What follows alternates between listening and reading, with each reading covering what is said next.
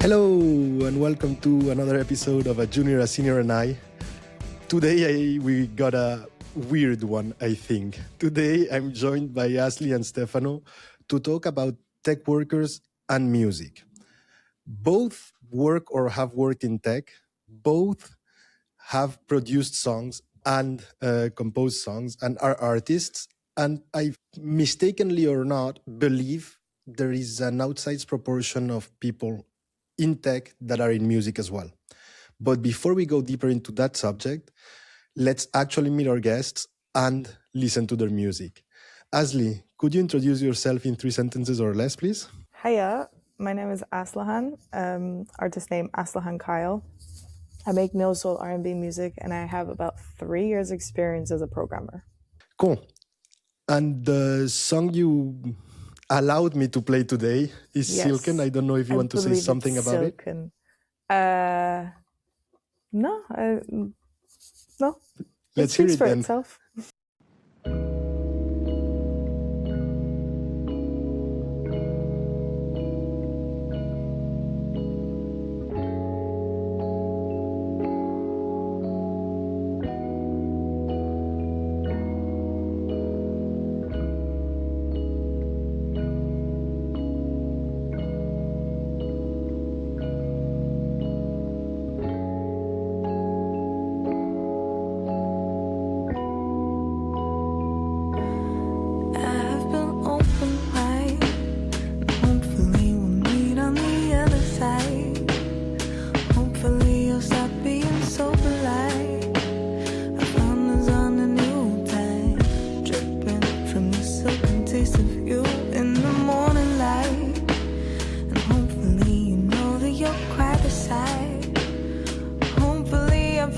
Your appetite, I cook for you like wifey,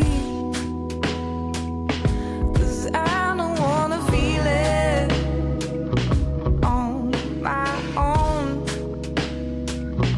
I wanna share the feeling with your soul. This time with you is different from before. So I wanna share the feeling. I wanna share the feeling. I wanna share the.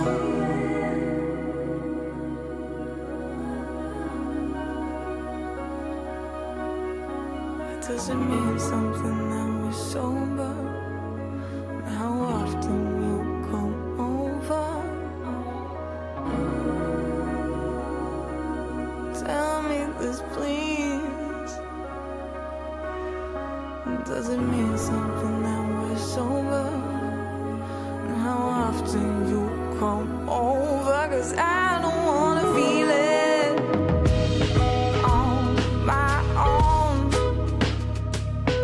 I wanna share the feeling with your soul. This time with you is different from before. 'Cause I wanna share the feeling. I wanna share the feeling. 'Cause I've been open wide. Hopefully we'll meet on the other side. Hopefully you'll stop being so polite. I found us on a new time, tripping from the silken taste of you in the morning light. And hopefully you know that you're quite the sight. And hopefully you fill up your appetite.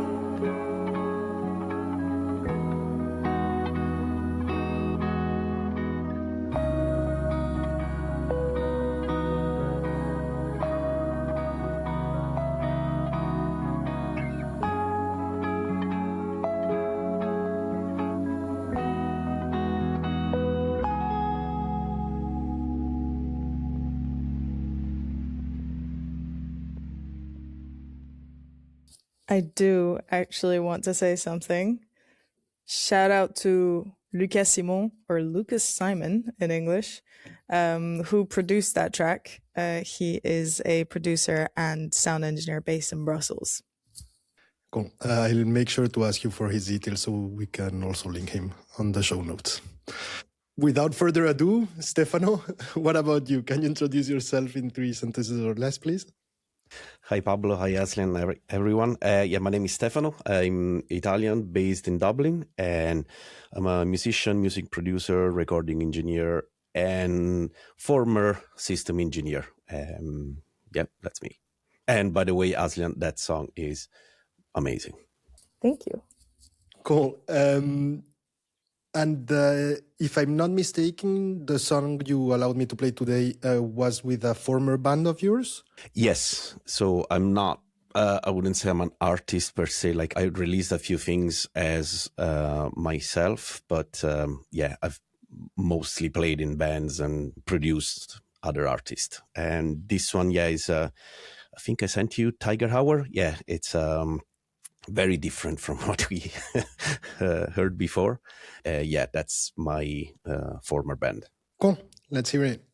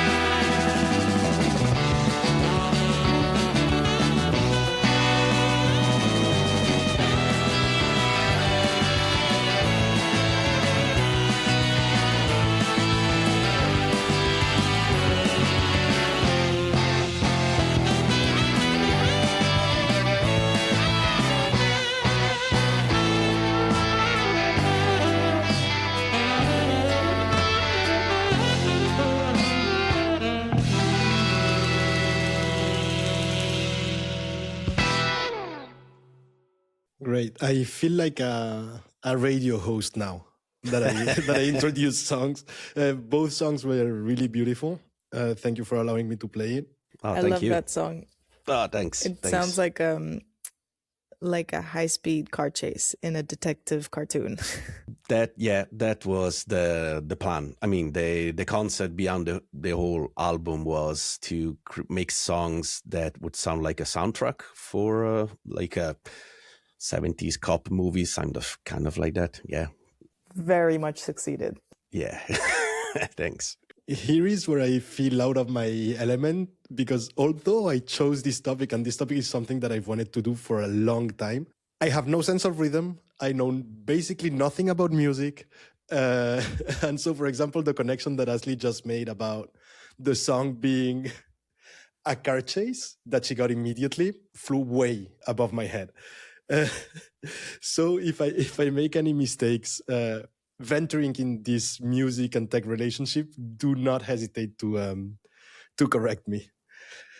I guess my first question is kind of validating this feeling I have of there is an outsized proportion of people that are both in tech and in music, or have worked in tech and do music, or things like that. Is it a feeling that you share?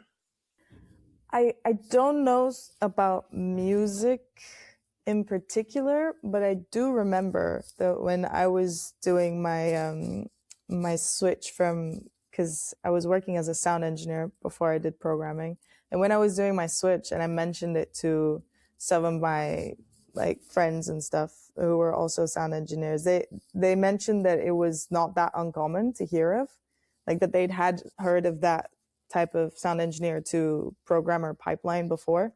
So there seems to be something like that. And I think there might also be a bit of a musician to sound engineer pipeline. So maybe in that direction, there's just like 1, 2, 3.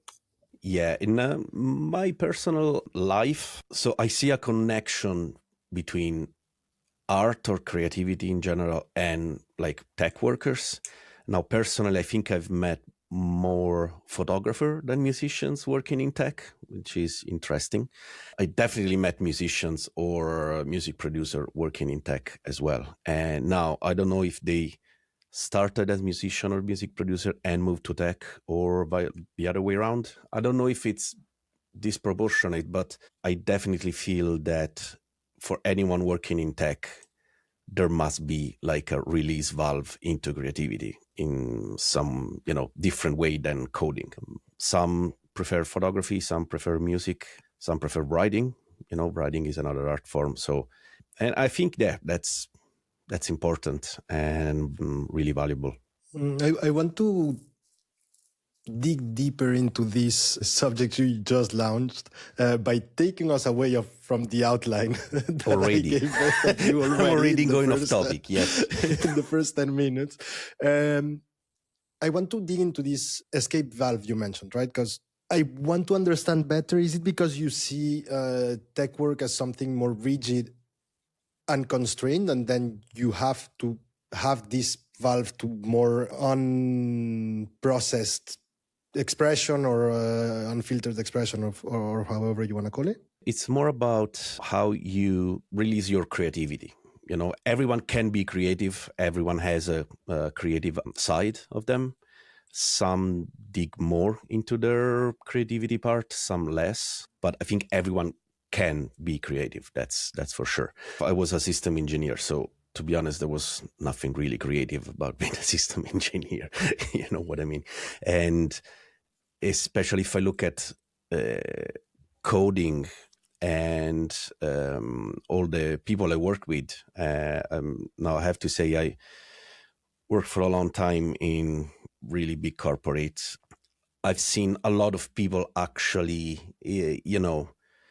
going in with the best of intention and then realizing, I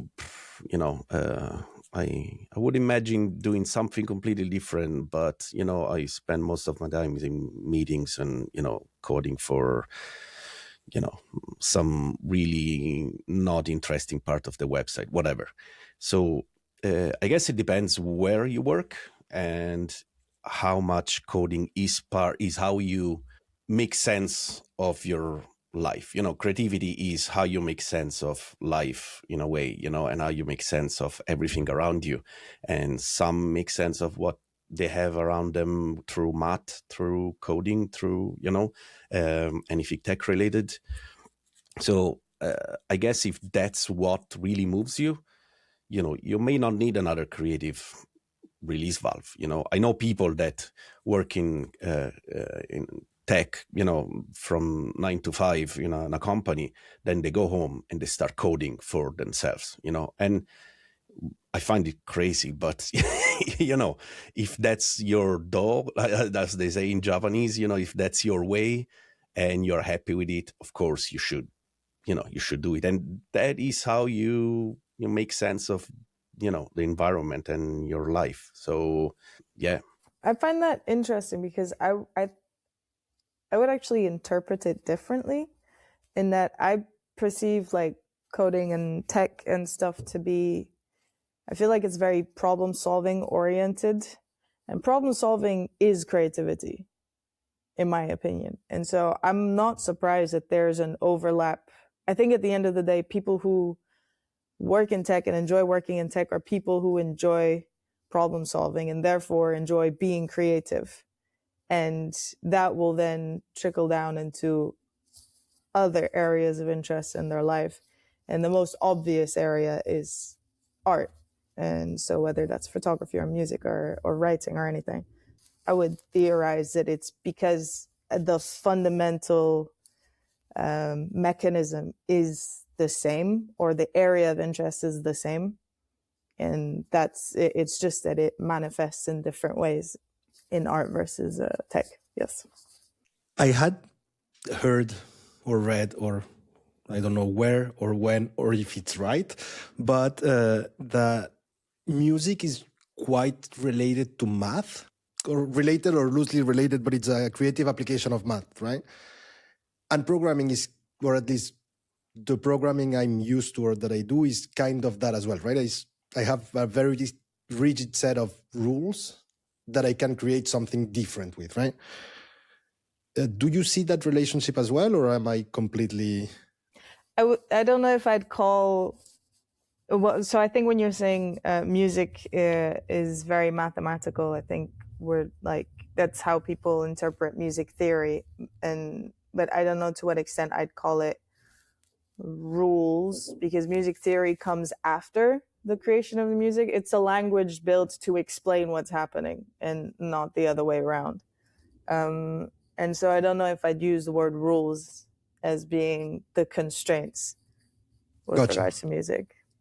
I always say, music is a language. So, of course, if you're learning a new language, you apply some rules, you apply the grammar, and even learning a language could be considered as math in a way, because, you have a construct, of a phrase, whatever, and, you have rules, but then you use the language to say something.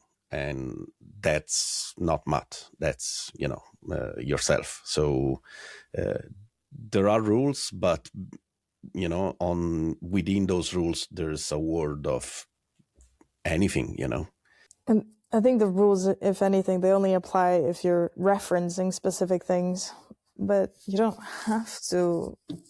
No, yeah, and the good thing of rules is that you can break them, That's it. So, once you know that, somebody say, oh yeah, music has 12 notes. So, what can you do with 12 notes? There's hundreds of years of history. Even that's arguable. That's Exactly. Just Western music. So also, exactly. Subdivision goes to 16 in in the Indian musical system, I think. Whereas in Western musical system, it only goes to half tones. So okay, I'm gonna ask a really stupid question. I'm sorry, but I thought notes were a discrete thing. What do you mean? In the sense that, if you're doing a la, it's a la, and if you're doing a sol, it's a sol. But from what I'm understanding, it would be more of a continuum, and we just decided to call certain points in that continuum notes. This can get really nerdy if you start talking about are you going based off 440 or because there's go as nerd as you want. I don't have the knowledge to fully go nerdy, but I know that without getting that deep, la is la, but also la is la in the Western music system, and whereas in Western music systems the subdivisions go so you can divide one tone into semitones. The further east you go, basically, the further subdivisions you'll come across. So I think already in Turkish music, you go into quarter tones. So you'll actually hear, and notation will write quarter tones, which you won't find much in Western music. Although some more it's not impossible. There are versions of that here. And then I've heard that when you get to the Indian system, you go into 8th and potentially 16th notes. I'm not 100% sure about the 16th. but it's a continuum in that like it's frequency. So yeah, it just depends on how small a slice you want to take out of the frequency and count as a unit. Does that explain it? What I was picturing when you were explaining it was the a rainbow. The rainbow? Yeah, like a rainbow, when you see it on a picture, has like 8 colors or 5 colors or whatever, right? But if you see it in reality, it's kind of a continuum. At some point you're in a color, and then at some point you're in another color, and you can choose where you're looking at the color, right? It was more or less what I was picturing when you were explaining it. That's actually a good visual. It is just a question of where you decide to create the subdivisions, but different people can subdivide in different places, and all of them can still be correct in their choices. Okay, without getting us outside of this rabbit hole that could take the episode that I find really interesting,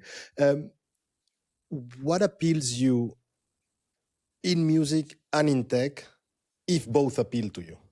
Well, both do appeal to me. That's already a good start. That's a good start. I'd actually have to think about that one. Stefano, do you have an answer to that yet? There's three aspects of music: as a listener, as a performer, and as a producer, somebody that is helping someone else to create their songs. For me, it's all about, as I mentioned before, the creativity and, the voice that an artist have. It's like seeing the world through their language, through their eyes, through, their skill set. It's understanding all these different variables, like, again, you have hundreds of years of music, countless of artists and composers, and everyone created their own piece of history with music, with their own emotional connection to that language. As a listener, hearing all these differences is amazing. It's really, especially, we are not going to touch AI now today, but especially in the world of AI, understanding all these differences, what really makes us humans. As a performer, as a producer, what appeals to me, it's hard to identify, I guess, because music is my language, so it's what feels more natural to me. And also, one as a performance, probably, and although also as a music producer, the community aspect is really great. Sharing a stage with other people, sharing a rehearsal room with other people, and play together, listen to one another, and that connection. I only found it while playing with other people, or being in the studio with other people, and really see the magic unfolds. Like, I work with singers that came to the studio with doubts on themselves for the song that they are going to record, and seeing them unfold and getting the confidence and make a amazing performances, getting out of the studio a little bit different. I don't know, it just excites me. Aslihan, you were right. What really appeals to me of the tech side is the problem solving. That is probably what really kept me into tech for a long time. I guess I was missing the other side of the community aspect, the helping others develop their voice and, see creativity unfold. But that was probably my bad experience. I don't know. Maybe if I didn't work in big corporate, probably would have been better, but, Asli, if you allow me to rebound just very quickly before I pass you the torch, because when you were describing this, Stefano, this part of music that tells a story, the story of a culture, and then this sharing part, I was picturing code, and I think code tells a story of the culture of the company that produced that code. Like, when I see not one file or one function, but when you start seeing patterns emerge in a code base, to me, it tells a story. It tells a story of the compromises that were made, of the people that were there. And I can kind of see, or I have been able to see in my experiences in companies, the phases the company went through by by having to work in different aged files, like files that were at the very beginning have one where the team is not there anymore, but have one style, and then you see hybridization of the styles when the team grows or when the team keeps changing, etc., etc. And on the other hand, this part of community you mentioned of creating music together, etc. I've been very lucky to being able to do ensemble programming, which is everyone behind one screen with one keyboard. And that's exactly the feeling I got when I was doing it, because you're creating something together, and that creativity is really in the foreground, because there is only one person typing, which is the mechanical or not creative part of the coding process, right? So I really, it was resonating with my experience in tech, the way you were describing your experience with music or your feelings about music. Sorry, Asli, I'm passing the torch back to you now. All good. I was actually going to bounce off of what Stefano said about tech being very problem solving. And I think that's the main thing that interests me in tech. It's kind of like just doing puzzles and I got paid for it. It's pretty cool. I've always loved puzzles. I once did a fully like black puzzle. It was just a square of, I think it was 50 on 30 black. And it was ridiculous to do this. But this is how much I enjoyed doing puzzles. So I was like, oh, this is pretty cool. I don't mind this. This is fun. And it's relatively stable. That's nice to come from after like the music industry. So that's what I enjoy about tech. And what I enjoy about music is it's playful and to me very unrestrained. Like it's very therapeutic for me personally. I feel like there's a lot of things. I've said this thing before of like, I feel like I put the worst of myself in my music because I can hide it behind nice melodies and stuff. And then I re-listen and I'm like, that's not even that bad. But these are things that I like wouldn't necessarily say out loud, but I can get it out through music because I get to make it pretty and make it fun to actually process through and things.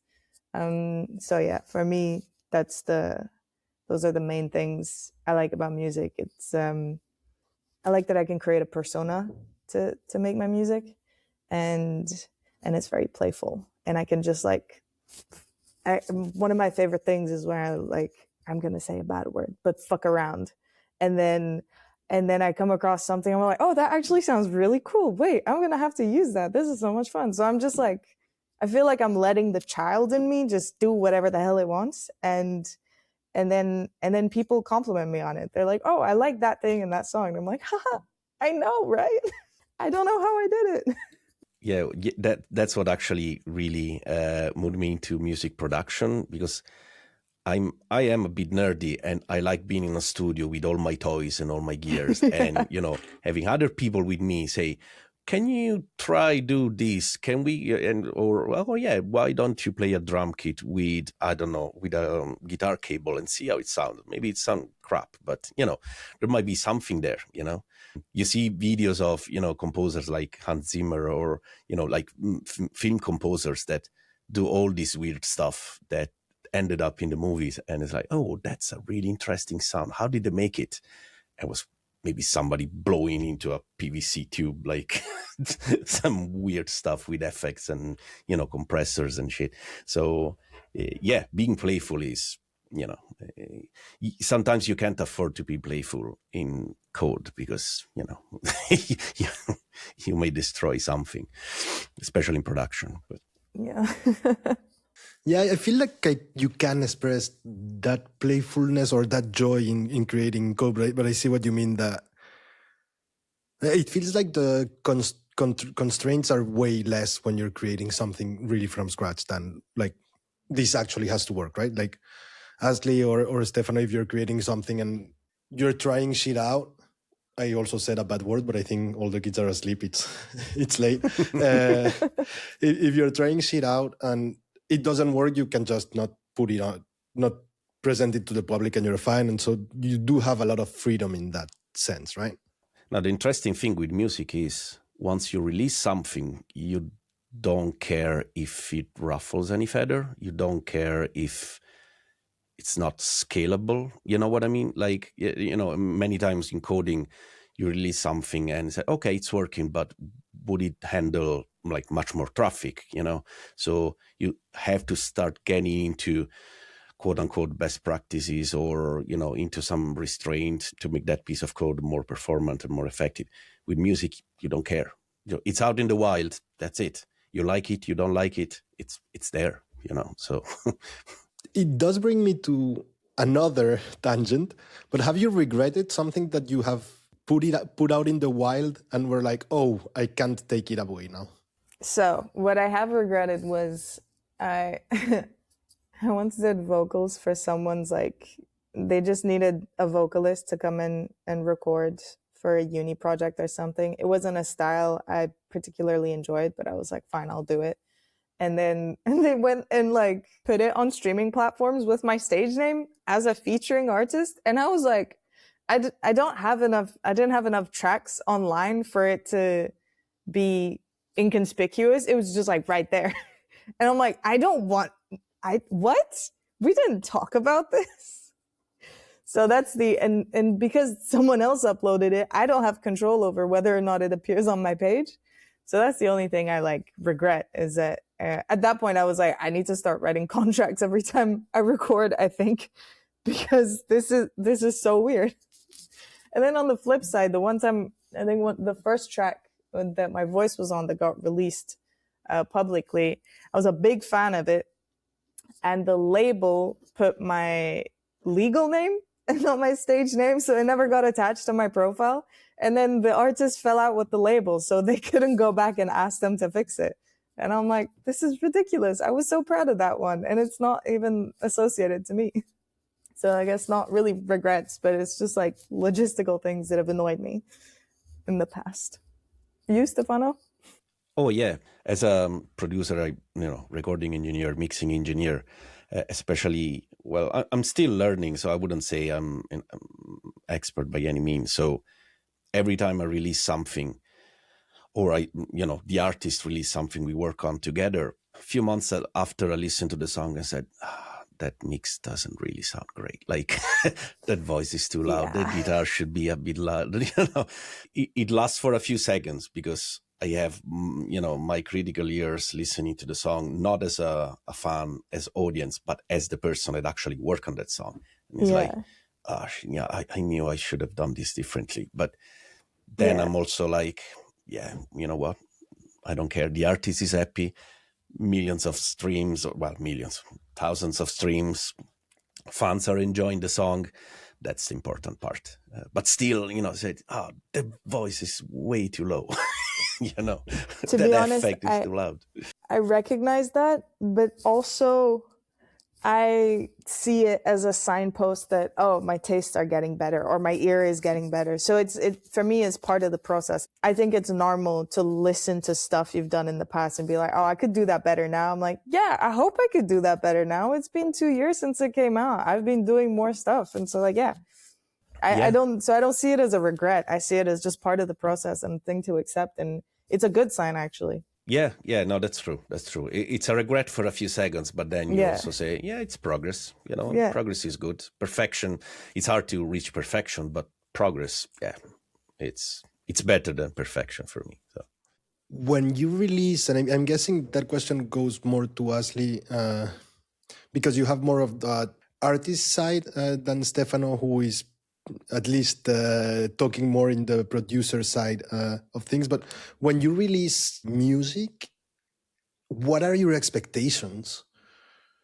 Like, is it, I hope a lot of people listen to it? Is it, I'll put it on and whatever? Is it, like, what are you expecting from that music? I can't really say I hope that a lot of people listen to it because I don't do the necessary marketing for that to happen. So that would be completely unrealistic of me to hope for. But for me, success in music is respect from my peers and the people that I like. So if people whose music I like tell me, yo, I really like that, that was cool, that's the biggest win. That's amazing. And if on top of that, other people like listen to my music and they like really enjoy it and they come to my concerts and things like that, that's even like, whoa, that's the cherry on top. But for me, the main goal is to have like a few people that I'm like, oh, I really like the stuff they do, come to me and be like, that was cool. I'm like, yes, this is success to me. And you, Stefano, when you have the artist hat, what are your expectations? I stopped giving expectations to myself in a way because, yeah, as Aslan said, the music industry is so weird, and what makes a song a hit or what makes it successful, it's very hard to grasp. On all the things that I released as an artist or a co-artist or, part of an ensemble as a writer, the most important aspect for me is the live aspect, the performance, right? So I release something and I don't really care of the numbers of Spotify, etc. What I really like is performing that song live in front of an audience and see the real reaction, see if people are dancing to the song, if, people are enjoying themselves.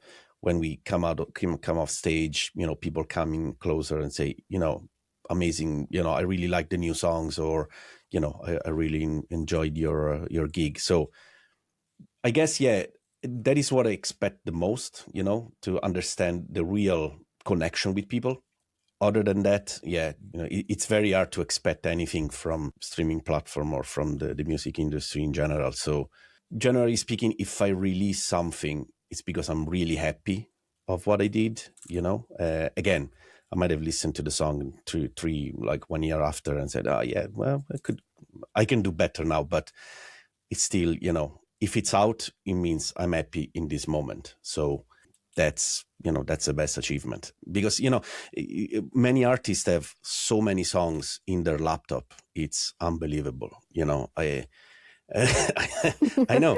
Like I talked to so many people and said, oh yeah, I have 3 albums worth of music, but it's in my garage band or it's my laptop. I said, okay, why you're not working on them? You're not gonna probably be realistic. You're not gonna make a difference, but it's working on some songs and releasing them.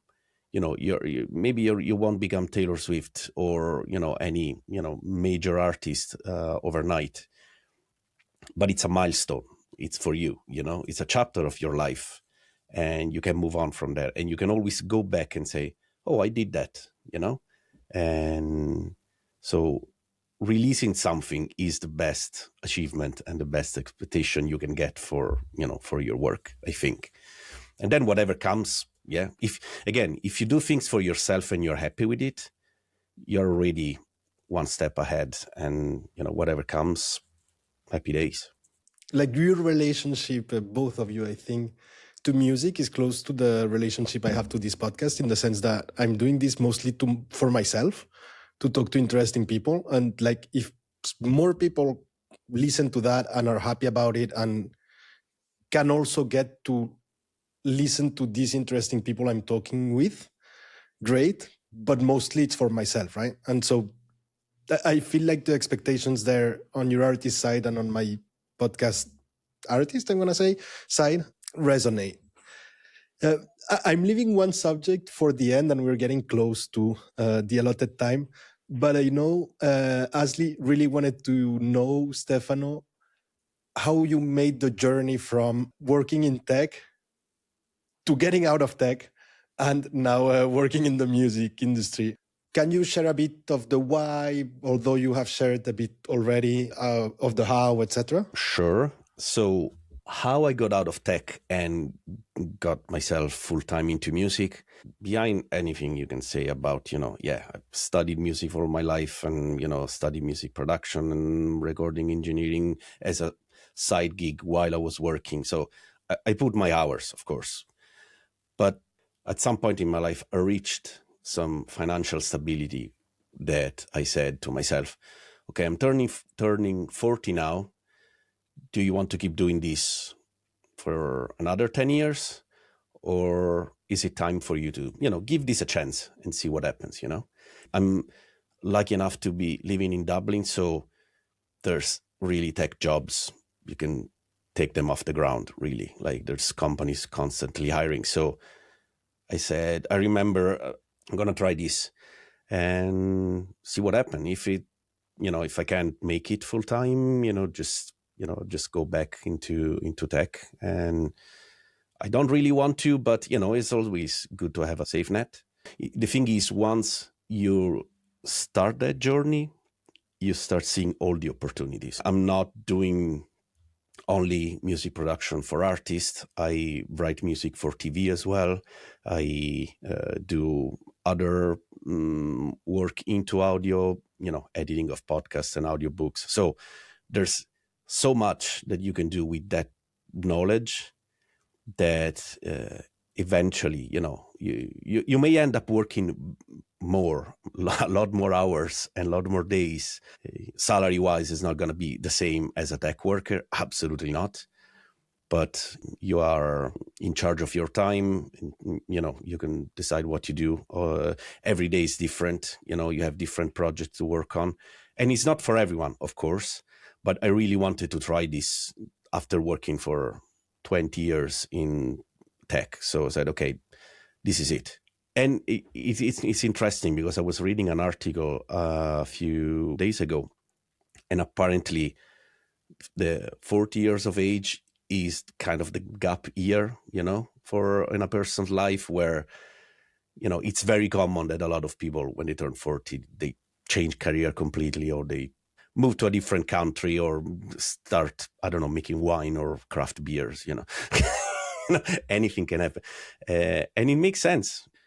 That was a real drive of, do you want to keep doing this for another 10, 15 years? Or do you want to give this a go? Yeah. I have a question. Sure.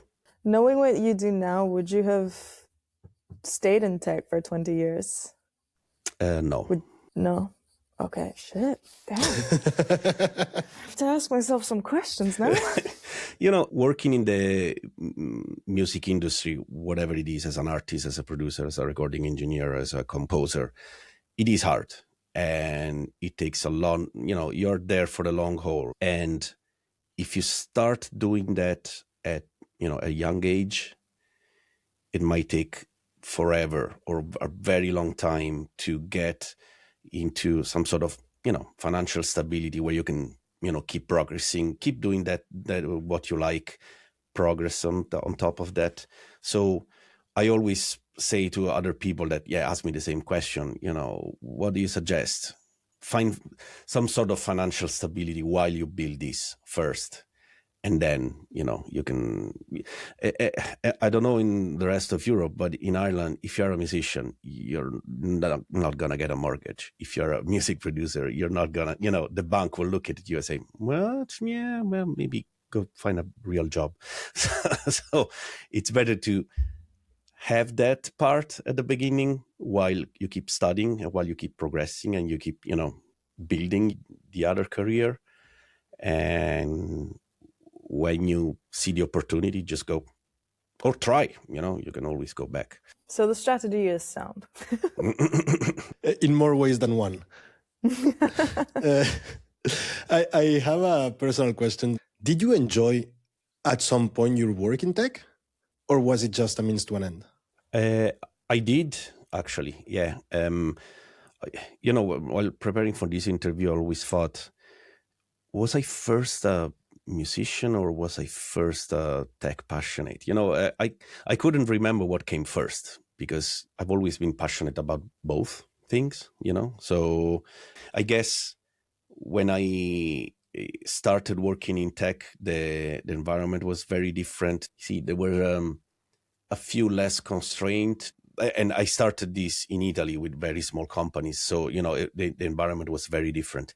But I really enjoyed the discovery, the experimentation and, learning new stuff, that really drive me. And again, the problem solving part, always enjoyed that. I felt maybe as I grew older, all these things were, kind of disappearing.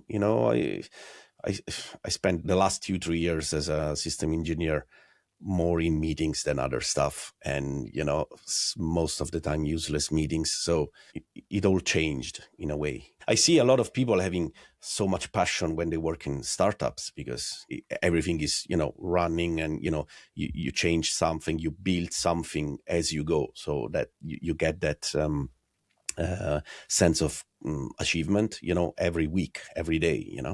You see the actual product come to life. Once you start working in big companies, all the changes are, takes forever. So it kind of sucked the joy out of that work. And that's what happened to me. Okay. I like to end these episodes usually with a question of if you were talking to a junior person in tech subject, what would you tell them? Here it's going to be a bit more difficult to ask this kind of question, but for someone that doesn't know much about the history of music or the theory of music, where should they go to learn a bit, to learn enough to be dangerous? Start with what you like.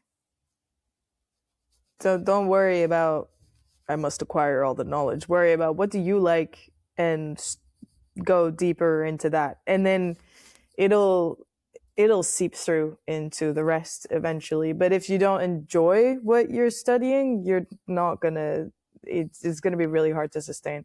So go, your favorite artist, go look up what musical movement they were a part of, what era, who else were their peers and things like that. And then if you want to get into so that's for like the social like side of it, cultural side of it. And if you want to get into the music theory, try and break down the songs and learn what you can about chord patterns and melodies and song structures.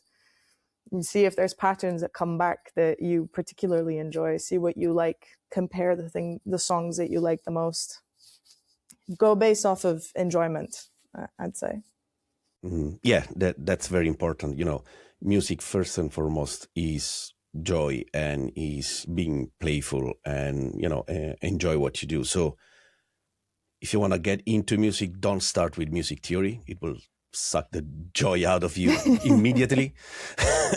You always have time to go deeper into what you do. But if you like rock music, get together with some friends, make some noise in a room, and start building on top of that.